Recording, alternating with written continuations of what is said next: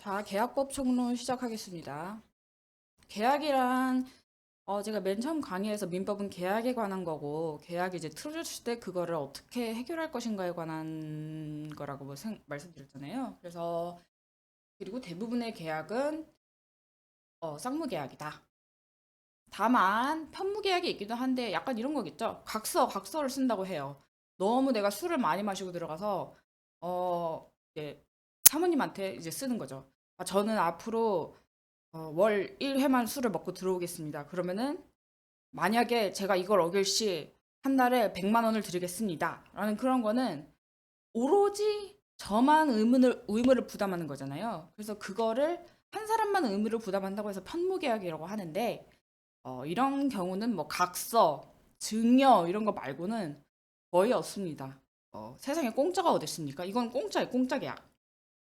그리고 이제 구두로도 성립돼요. 근데 이제 구두로도 뭐 사업에 관한 그런 구체적인 그런 계약을 하기도 하는데 문제는 그렇게 하면은 처음에는 좀 3, 4개월은 잘 되는 듯 하다가 나중에는 틀어지면은 누가 덜 갔니 더 갔니 이러면서 이제 싸움이 시작되면은 한 사람은 그 계약이 없었다고 주장할 것이고 한 사람은 그 계약이 있으니까 너가 이행해라고 주장할 것인데 그걸 과연 어떻게 입증할 것인가 입증 잘 못하죠. 그래서 이제 그 계약이 있었다고 주장하는 측이 많이 집니다.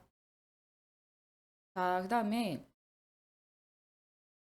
계약의 형태도 마음대로 정할 수 있어요. 다만 위 계약 내용이 정말 그 사회상규에 반하는 경우에 103조, 104조를 통해서 통제하고 있죠.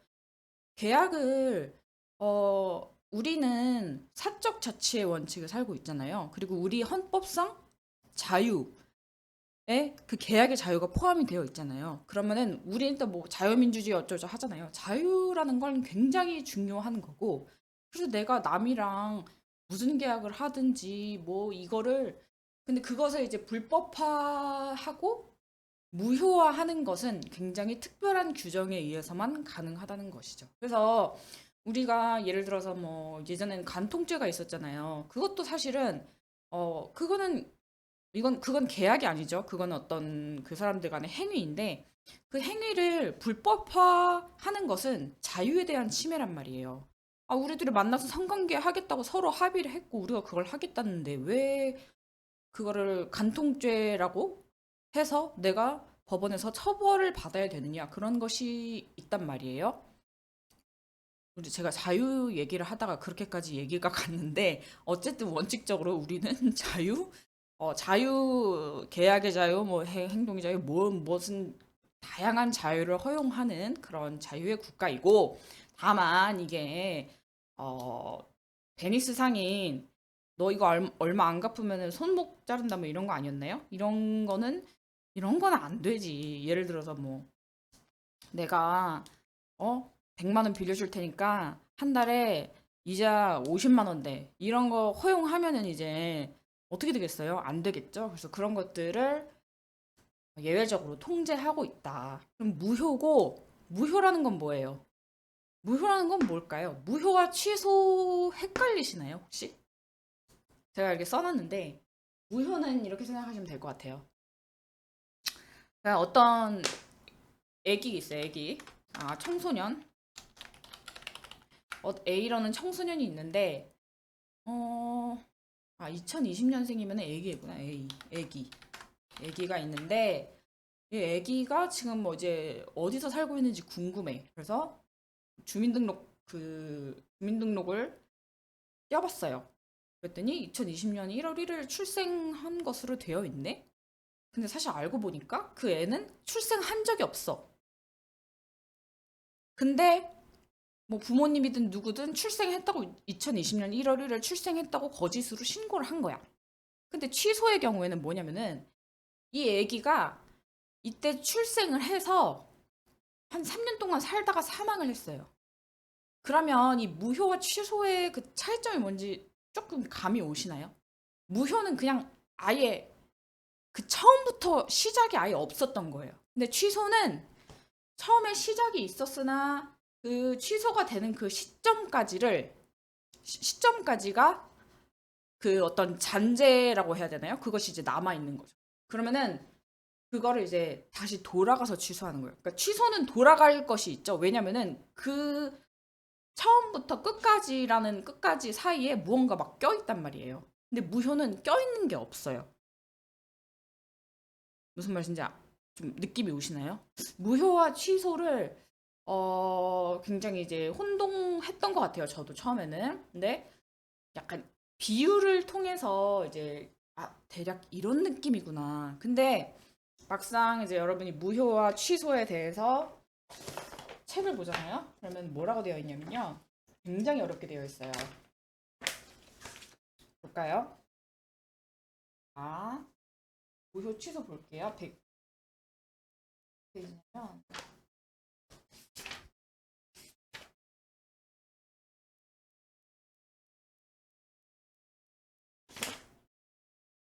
절대적 무효. 자, 무효란 처음부터 당연히 법률 행위에 효과가 발생하지 않는 것을 말한다. 취소란 일단 성립한 법률 행위가 후에 취소권자의 취소권 행사에 소급적으로 그 효력을 잃게 되는 것을 말한다. 이거를 읽으면은 조금 잘 이해가 안 되는데, 제가 이 예시를 통해서 보면은 결국 이제 무효는 애초부터 이 애가 태어나지 않았었던 것이기 때문에 아무런 어떤 그 흔적을 남기지 않았어요. 근데 취소는 취소되기 전까지는 멀쩡히 살아 있었다니까요. 살아 있었고 그랬기 때문에 살아 있었는데 취소권을 행사해서 다시 원점으로 돌리는 거예요. 근데 이제 그러면은 무효와 취소 중에 어떤 게 더 센 걸까요? 그러니까 효력이 어쨌든 당사자 간에 계약을 했는데 무효가 된다든지 취소가 되면 그거는 사실은 당사자한테 쓸모 없어진 계약이 되는 거잖아요. 근데 그러면은 무효가 더 그 당사자들한테 타격이 클까요? 아니면 취소가 당사자들한테 타격이 클까요? 그거는 저 잘 모르겠는데 이 어, 무효 취소의 그 또 다른 그 차이점이 뭐냐면요. 음, 자, 어쨌든 무효를 시키든 그 계약을 무효를 시키든 취소를 시키든 간에 어쨌든 그 당사자는 원래 자기네들끼리 뭐 계약을 했을 거 아니에요. 자, 뭐 제가 이제 나쁜 그 뭐 사람이에요. 나쁜 사람인데 이제 여성들을 이제 고용을 해가지고 뭐 최근에 그 알 보니까 뭐 오피스 뭐 그런 이제 그 사업을 해요. 그 어떤 성매매 그런 사업이죠. 그러면서 너가 그 뭐냐 뭐 여기에 내 어떤 비즈니스에 종사하면은 내가 뭘 300만 원씩 줄게. 뭐 이런 식의 이제 계약을 했단 말이에요.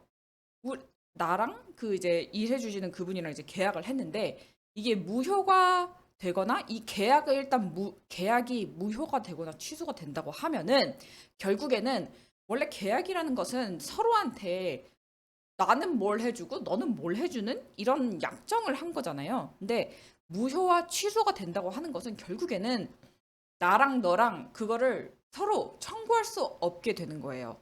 네. 자, 근데 그러면은 결국에는 뭐 그 끝은 똑같은데 그러면은 이제 뭐가 다른 거냐? 무효를 보면요. 그러니까 무효에 대해서 우리 민법 규정이 무효를 선언하고 있는 규정이 몇 개 안 돼요.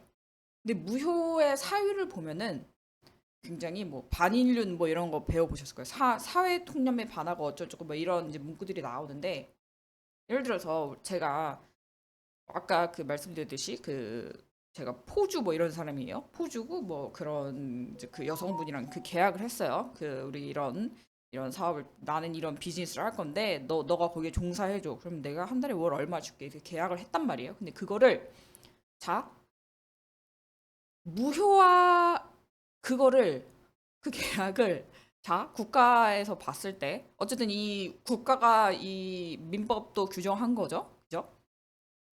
국가에서 봤을 때 그거를 취소시켜야 되겠어요? 무효로 해야 되겠어요? 그 계약을. 우리 그 성매매 특별법도 있죠. 그거를 이제 그 불법적으로 만드는 그런 법도 있고, 그거는 물론 형벌을 가하는 거지만, 형벌을 가하는 정도로 저와 그 여성분 간의 그 계약이 굉장히 불법적이고, 형사 처벌도 받을 수 있는 그런 내용으로 하는 그런 계약이란 말이에요. 그럼 국가 입장에서는 그거를 무효로 해야 돼요? 취소로 해야 돼요? 무효로 해야 되죠.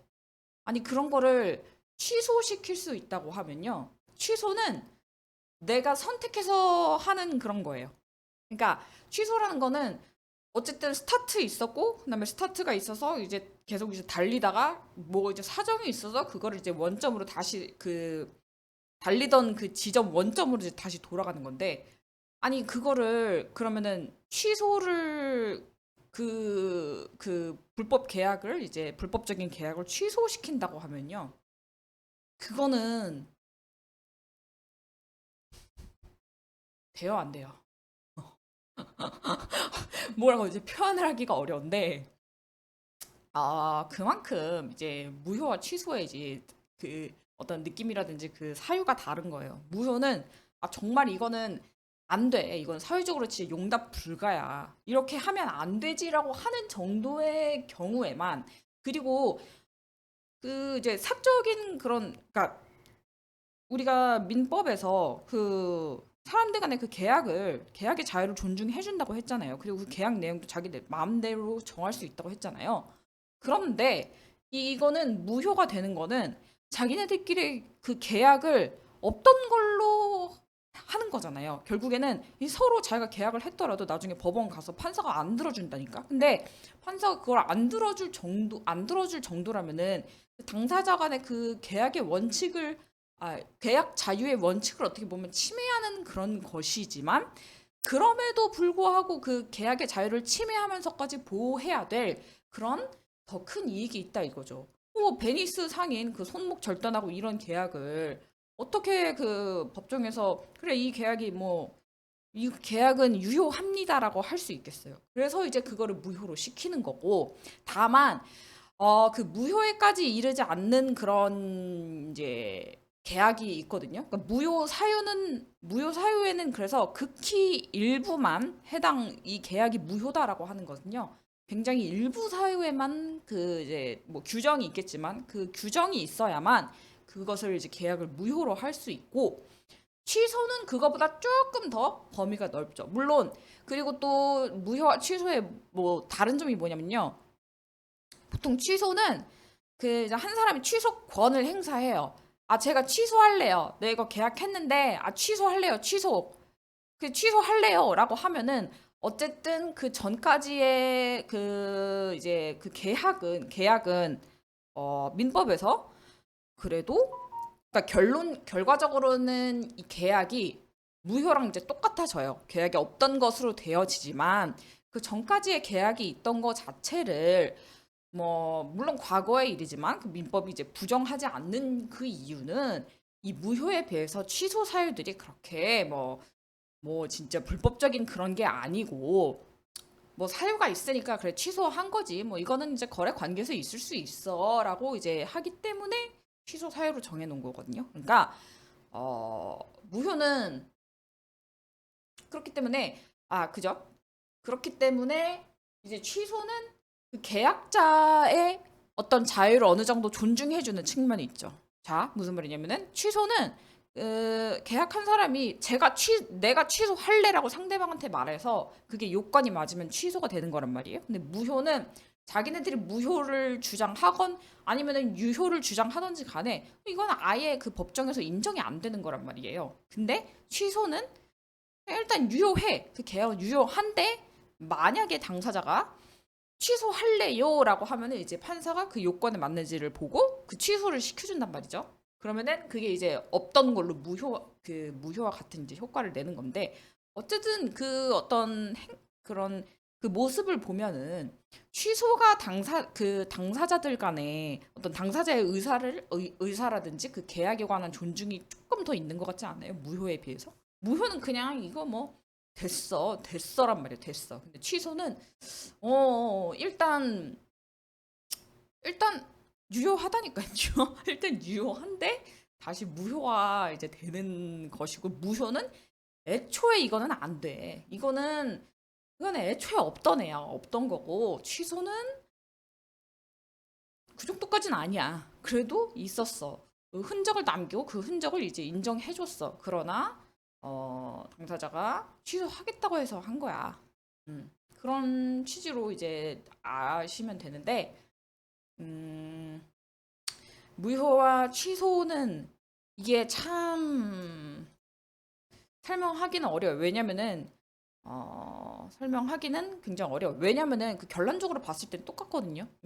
결론적으로 봤을 땐 계약이 없어져. 계약을 상대방한테 청구할 수 없는 것이 이제 똑같은데, 그 이제 무효의 원인이라든지, 자, 이런 거가 있겠다. 결론은 똑같지만 원인 원인도 다르죠.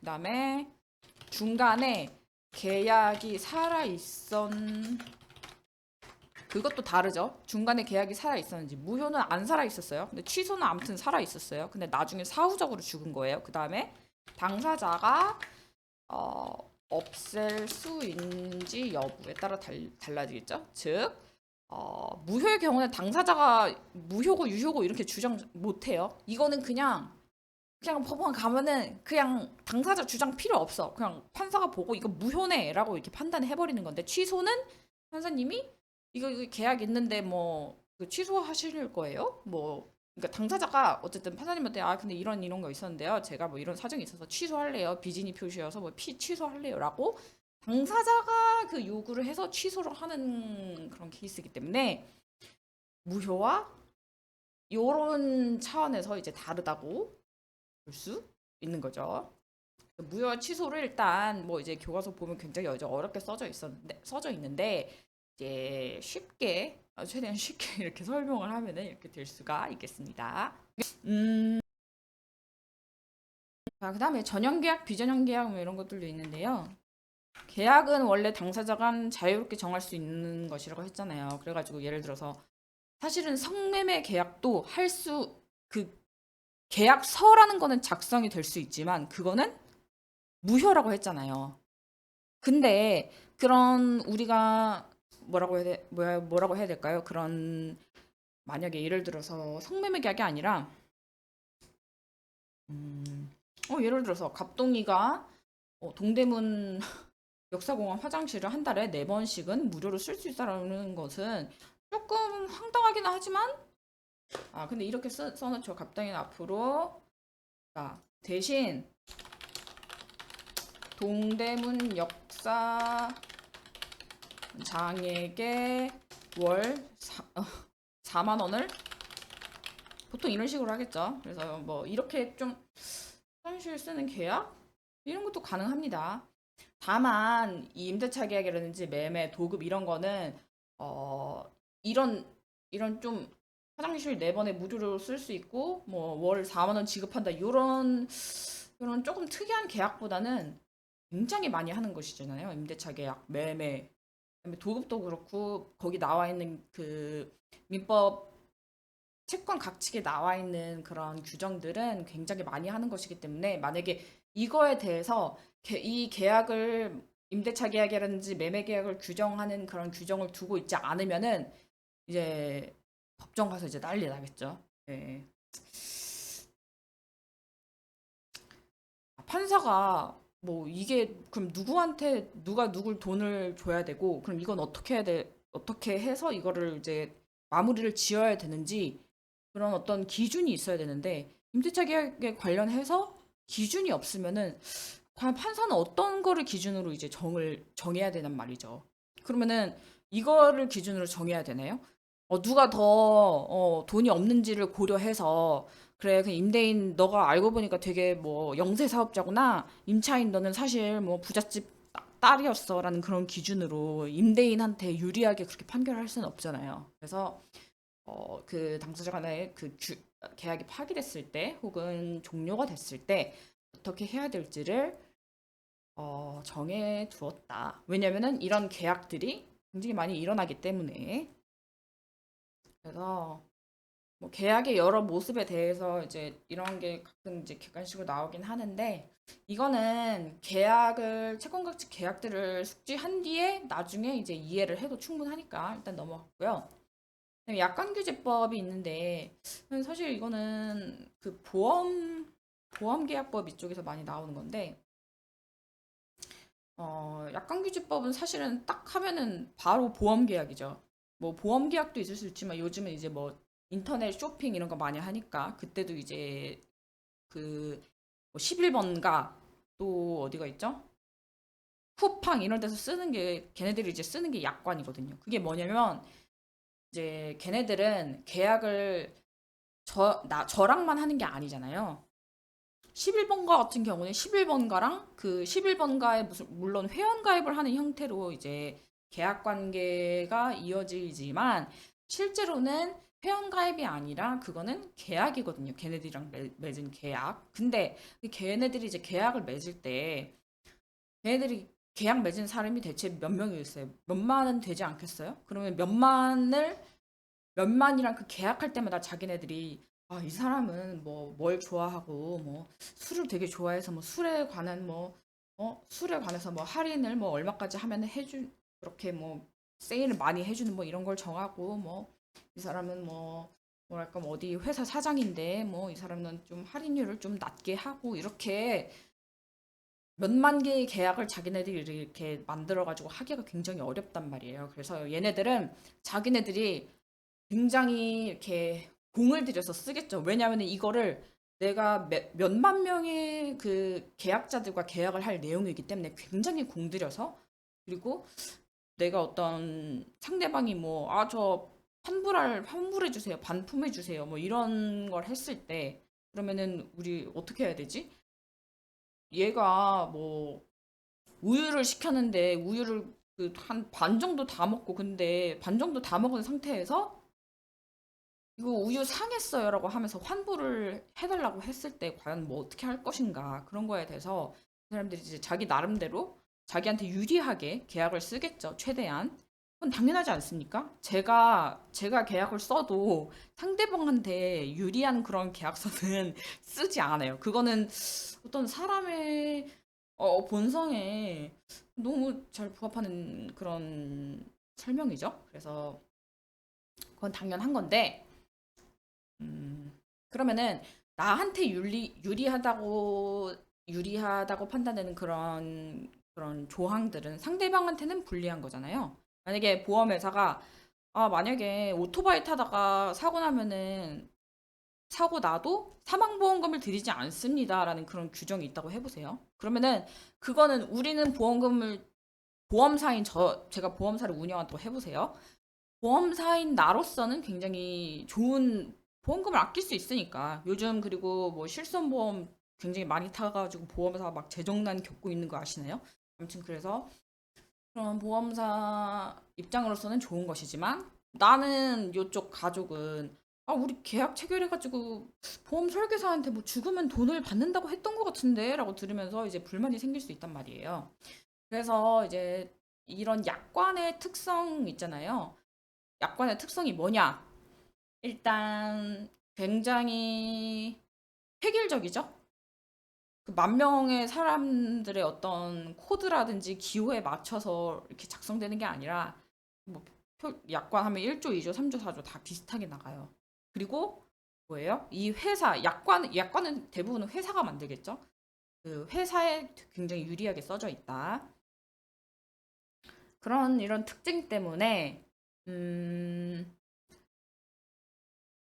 그리고 이제 실제로 그 계약서에 이제 그 계약자들이 이제 뭐 나 이거 계약하겠습니다라고 날인하고 뭐 서명하고 날짜 쓰고 이렇게 하는 과정에서 과연 그 사람들이 그 약관이 진짜 많거든요. 그러니까 뭐 한 뭐 그냥 거의 책으로 된 약관도 있어요. 그거를 이제 다 읽어보고 네, 네, 네. 이것도 이해가 되고 막 그리고 특히 보험 약관 같은 경우는 굉장히 뭐 그 대체 무슨 말이지 싶은 정도로 그 외계어 써놓은 것처럼 굉장히 읽기 어렵게 되어 있어요. 그래서 이제 그런 것들에 네, 대부분 어 그런 걸 이제 다 읽어보지 않고 일단 보험 하나 가입해야 되겠으니까 거기에다 이제 서명하고 그런단 말이에요. 근데 막상 내가 필요해가지고 보험금 달라고 했더니 그쪽에서 여기 이렇게 조그마한 글씨로 여기 이렇게 써놨잖아요. 그리고 할아버님 여기 이렇게 계약서 계약한다고 이렇게 다 날인해놓고선 지금 와서 딴 말하면 어떡해요? 라고 이제 보험회사가 주장을 한단 말이에요. 그래서 이 약관이란 것도 이제 계약인데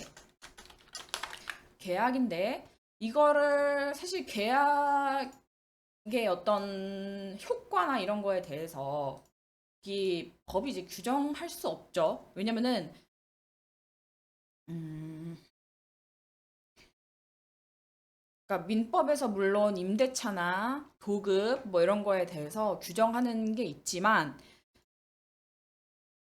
민법의 대원칙이 뭐죠? 그 특약이 원칙이잖아요. 즉 그 계약 당사자들이 만든 그런 약속이 민법 규정에 우선한단 말이에요. 그렇기 때문에 이 약관도 어떻게 보면은 그 약관은 어 계약이잖아요. 그죠? 보험회사와 그다음에 그 가입하는 사람 간의 그런 계약이란 말이에요. 근데 이 약관에서 뭐 여기서 돈을 주고 안 주고 이런 걸 다 써놨어요. 그러면은 일단 이 계약에 따라서 먼저 계약서가 우선이니까 계약에 따라서 이걸 해석을 돈을 주냐 안 주냐 해석을 해야 되는데 할아버지가 못 보았을 만한 그 이제 그런 내용이 있는 거죠. 돈을 안 주겠다는 게 왜 이렇게 많아?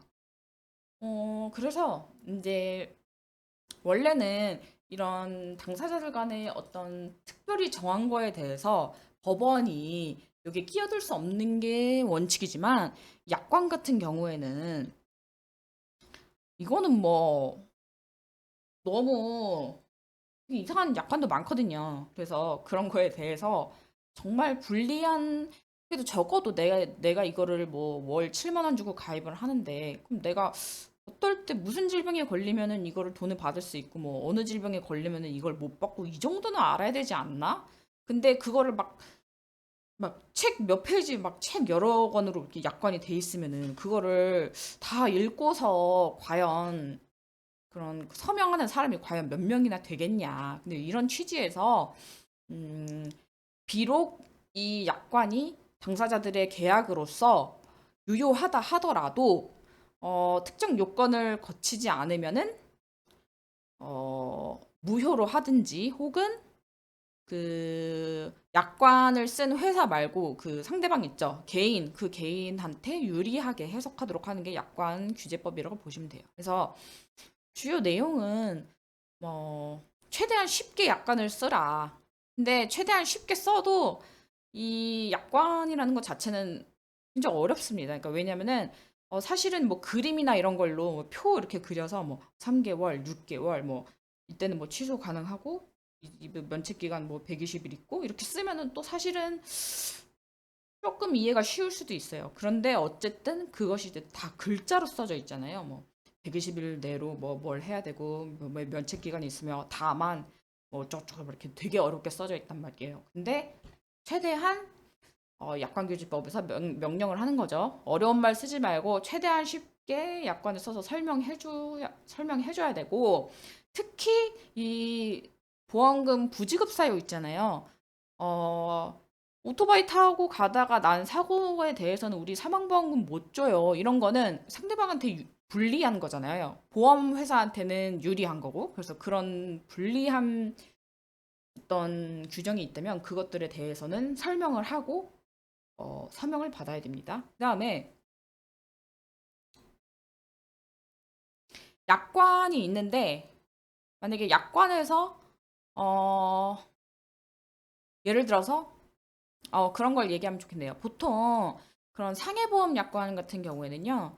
어, 오토바이나 뭐 수상보트 그다음에 뭐 행글라이딩, 뭐 글라이딩 들어가는 그런 거 스포츠 있잖아요. 저는 저를 잘 모르는데 그런 거를 이제 되게 취미 활동으로 하던 분이 그런 걸 하다 돌아가셨다 이러면은 이제 면책 규정이 있어서 그 사망보험금을 주지를 않아요.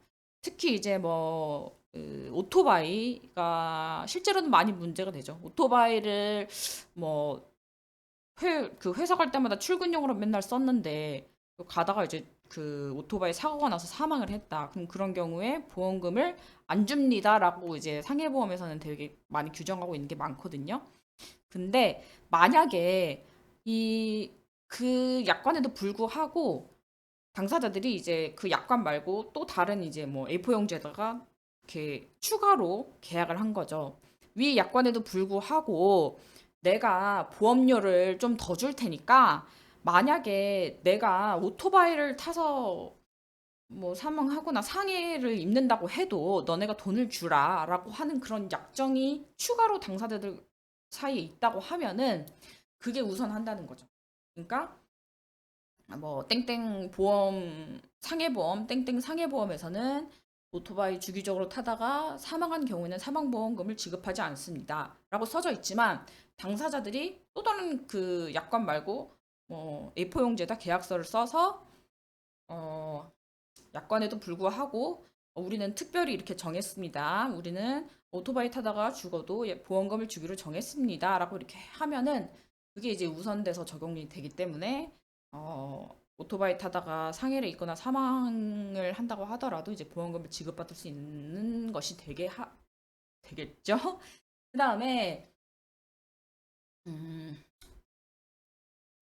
이게 약관을 해석하는 그런 원칙에 관한 건데요. 이거는 뭐 판사님도 그래야 되겠지만 보험사도 사실 이렇게 해야 되는데 보험사가 이렇게 잘 안 하니까 보통 분쟁이 생기고 판사님한테 가서 뭐 보험금 그 달라고 이렇게 하는 거겠죠. 그래서 어떻게 해야 되냐면요. 신의성실. 이거는 뭐 설명 안 드려도 되죠. 뭐 멀쩡하게 그 해석해라 이런 거고. 그다음에 객관적 해석.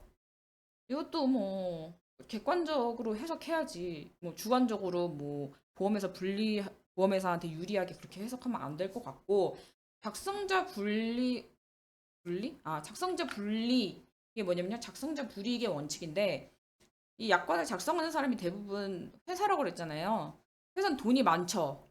돈이 많고 회사가 뭐 이미 뭐 변호사 뭐 그다음에 또 누가 있을려나? 아무튼 이런 거를 이제 법에 관해서 잘 아는 사람들이 자문을 받거나 아니면 그런 사람들 이제 고용해서 썼거나 그랬겠죠. 그렇기 때문에 이 약관은 어쨌든 간에 그 회사한테 유리하게 써져 있을 수밖에 없어요. 어, 그런데 어쨌든 자기네들이 유리하게 썼겠지만 그래도 그 중에서도 모호하게 쓴 게 있을 수가 있어요. 예를 들어서 아무리 뭐 변호사가 쓴다고 해도 그 많은 약관을 음, 엄청 단 이럴 때는 이렇게 하고 이것은 무엇을 의미하며 뭐 이거는 이렇게 해석돼야 된다라고 뭐 예시까지 들어놓으면서 이렇게 막 자세하게 써져 있지 않은 그런 약관도 있거든요. 그래서 그런 조항이 있을 경우에는 어 이거는 회사한테 불리하게 작성하고 그러면은 엔간하면 보험금을 주는 그런 방향으로 이제 해석을 해서 음, 이제 소비자죠 그 계약자한테 유리하게 그렇게 해석을 하겠다 이런 거고요. 특수 해석 금지 원칙이죠. 대부분 이제 약관 같은 경우에는 그 회사가 그 개인한테 뭔가 급부를 주는 것을 이제 그 정한 건데 어, 축소 해석 금지 원칙은 그냥 축소하지 말고 줄 거 다 줘. 뭐 이런 뜻이에요. 그래서 축소 해석 원칙 그러니까 단독으로 이렇게 뭐 이게 뭐 이거는 객관적 해석의 원칙인가요? 아니면 이건 작성자 분리의 원칙인가요? 축소 해석의 원칙인가요? 이렇게 시험 문제가 나오지 않고 보통은 어 이거 한 네 개 이렇게 되니까 뭐 그러니까 약관규제법에서 정한 그런 해석 원칙이 아닌 것은 뭐 이렇게 나오기도 하고요. 그러니까 보통 판례 같은 거 보면은 뭐 신의성실 원칙에 따라 뭐 이렇게 해석한다. 신의성실과 작성자 분리 원칙에 따라서 이렇게 해석한다. 그러니까 뭐 한 가지만 쓰고 있는 게 아니라 이 신의성실, 객관적 해석, 작성자 분리, 축소 해석 원칙 이거를 뭐 섞어 쓰는 그런 경우도 있기 때문에 이것의 의미만 알고 있지 뭐 의미랑 이런 게 있구나. 한 이 정도만 알아두시면 될 것 같아요. 그다음에 청약과 승낙. 굉장히 어려운 말로 되어 있지만 청약, 프로포즈, 승낙, 그래 알았다 이거고요. 민법 규정에 이제 뭐 청약을 이제 뭐 구두로 한 경우랑 뭐 이렇게 뭐 서면으로 한 경우에 뭐 언제까지 확답하지 아니하면은 뭐 그 계약은 뭐 무효하는 걸로 되고 뭐 유효한 걸로 되고 그런 규정이 있어요. 근데 그런 규정에 관해서 사실 판례가 많이 있는 것도 아니고 실무적으로 이제 많이 쓰이지 않는 것이기 때문에 그 규정은 그냥 단순 암기를 하시는 게 좋을 것 같고요. 다만 되게 안 쓰이는 그런 조문이 많아서 기출이 된 그런 조문 위주로만 보시는 게 좋을 것 같아요. 뭐 언제 도달하면 뭐 도달주의 뭐 그다음에 뭐 보낼 때를 기준으로 한다 뭐 그런 주의도 있고 그런 건데 요거는 저희 시험 때도 뭐 그렇게 막뭐 판례가 많고 그런 분야가 아니어가지고요. 규정을 위주로 암기를 하시면 될 것 같습니다. 그다음에 계약 체결상의 과실 책임은 조금만 있다가